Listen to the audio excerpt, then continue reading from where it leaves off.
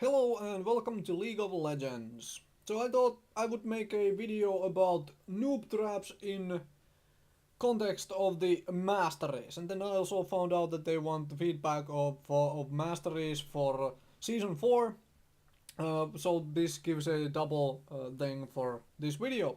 Also, what am I talking about noob traps? I'm talking about noob traps in the sense that it is a mastery which you might sink a point on simply to get to the next level of it or something such, and it might not be worth it to do it there at all.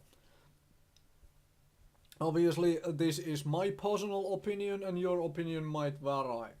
And this is mostly aimed at beginners like myself, because as you can see I am in a level 6 account. This is my alt account which I used to play because I'm getting back to this game again. I figured I'll play some, and so I use this to play the first 5 to 10 matches whenever I return to, get the basics down before I jump into any sort of ranked or whatever. Because I don't want to jump into ranked for the first time around when I come back after like a 2 month break.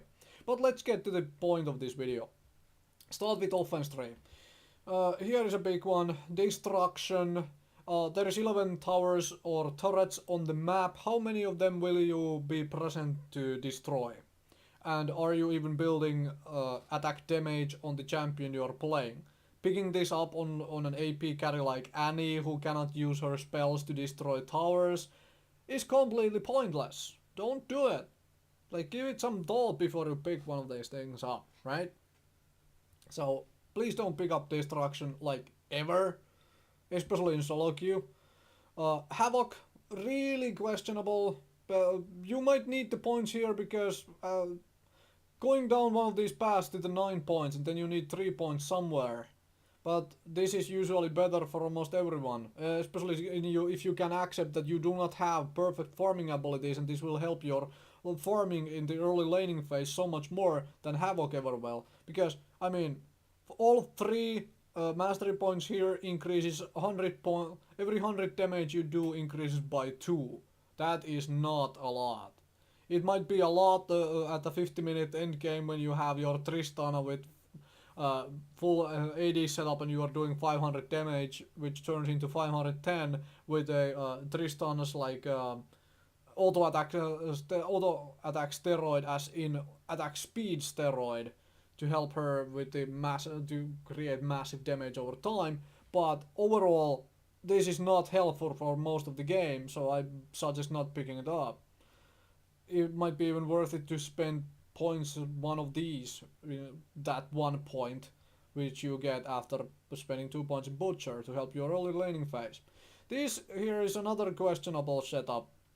How early, when you play an AD carry, how early do you get your Infinity Edge or your first critical items, whatever champion you're playing? Is it 20 minutes, 30 minutes, whatever? Let's say you get your Infinity Edge in 20 minutes and the game ends at 30 minutes. Did you get enough out of these within that 10-minute phase to make up for using these 3 mastery points here, instead of, for example, having them in Havoc where they would have helped you all in every situation leading up to that? Didn't I just say Havoc is bad? Well, Havoc is bad in its own right, but these don't help you until you have any sort of critical, which allows you to get the critical hits. And having something minor like a 1 crit rune for 1% critical chance doesn't exactly make much out of this, right? And also, don't build spell sword if you're building attack damage, as you can read in the description. I have seen this a few times for some reason. Okay, let's move on to the defense tree. Here is the first one. When you play a jungler, this is the first thing to not take. Smite grants 10 bonus gold on use. Smite has 70-second cooldown, right? This incentivizes you to use Smite on cooldown, not using it strategically. For example, if Dragon is spawning in the next 30 seconds and you burn your Smite to get 10 bonus gold from your Wraith camp, then you don't have your Smite ready to contest the Dragon, right? So very much avoid this when you are playing a jungler. At least that is my opinion. Another for junglers is right here, bladed armor. Usually after your first clear, your first buy, you are very much tanky enough to not worry about this at all. This is another questionable one, but at least it is always in effect, including Baron and Dragon. This might help you with Baron and Dragon slightly, but this has led to a couple really awkward moments, which is why I suggest not taking it. Firstly, it can lead to that really awkward moment when you are trying to donate blue buff to your mid laner, and the mid laner messes up a little on the attacks to secure the blue buff, and this 6 true damage is the final killing blow, and you as a jungler get the blue buff instead of the mid laner. That can really screw stuff over and so forth, which is one reason why I do not suggest picking this up. And also know that this will only help you, for example, if you are the person tanking Dragon. And so on. So I do not advise taking this, because after your first clear you should be tanky enough anyways to clear your jungle without a hitch. Here is another one, safeguard. How many times do you turret dive in or tower dive in a match? Take your average, do you tower dive 20 times a match? Which is a huge number. Probably not. So yeah. If you are a safer player in any ways and don't turret dive often for kills and so forth, then yeah, do not touch this. This is a wasted mastery point for you. It is a really of real questionable use. Here is another one. This comes into effect only after people have started building critical. Like they actually have a chance to land criticals on you. Most don't build them, and usually it's just an AD carry. And this might make sense for a tank only, who wants to dive on the AD carry and like be the first guy the AD carry always hits on. Maybe. But even then, that is after like 15 to 20 minutes when they actually have chance to land any sort of critical heads. So I do not suggest picking this up at all. On the other hand, please pick this up if you are going this far down the tree, because 1 point can give you 5 armor and magic resist for team fights, which is the same as these 6 points combined, right? That obviously it's just for team fights only, but it's basically 6 mastery points in 1 mastery point, and it obviously stacks with this. Right, let's move over to the utility tree. Here are some really questionable things as well. Scout, what?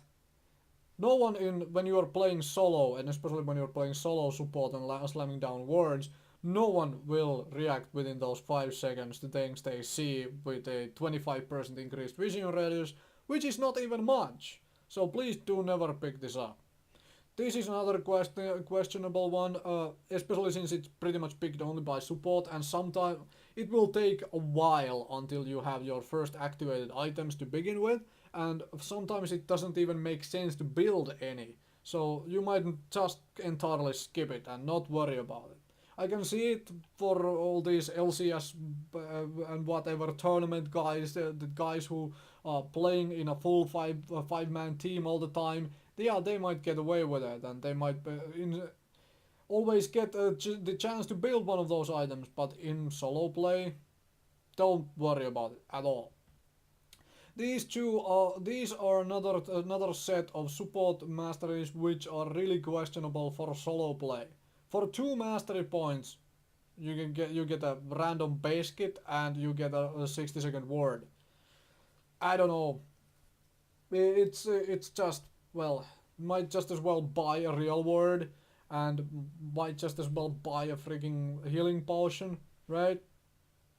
Don't seem worth 2 mastery points which can be spent on places where they will help you all the way through the game. In many cases, you would be able to spend those mastery points here, for example, because as a support, you are in a solo lane. Not in a solo lane. Let me rephrase that, because my mind was going somewhere else than what I'm saying. So you are not in a solo lane, so you are sharing XP with your AD carry typically, and that means going this way would help you level up faster, because supports actually need levels because they don't get a lot of gold, so their power pretty much comes from their levels, making awareness a really good pickup for supports. And yet somehow people don't pick it up. Instead they are picking points in these three masteries for some reason. I don't know. Here is another entirely big noob trap, because I mean 3 gold for every basic attack. I mean seriously. Count your basic attacks. Next time you play a support, count the basic attacks you do in, for example, the laning phase alone. Can you even reach 50 basic attacks you do to an enemy champion, considering that 5-second cooldown on top? You really don't get much out of this within the context of the whole freaking 30-minute game or something. You don't get much out of the pickpocket, so I suggest spending this mastery point on something which actually gives you something for the whole match. Even spend it on vampirism so you have lifesteal and spell vamp to help out in the very early trades. I don't know. Spend it on something else, but not on pickpocket. If you don't believe me, count your next time you play, for example, support. Count your auto attacks. Find out how many you do and then consider the 5-second cooldown in between. So, yeah. If you are picking up utility tree when a solo laner, then these same principles kind of apply. But this becomes a little better for solo laner, these two here.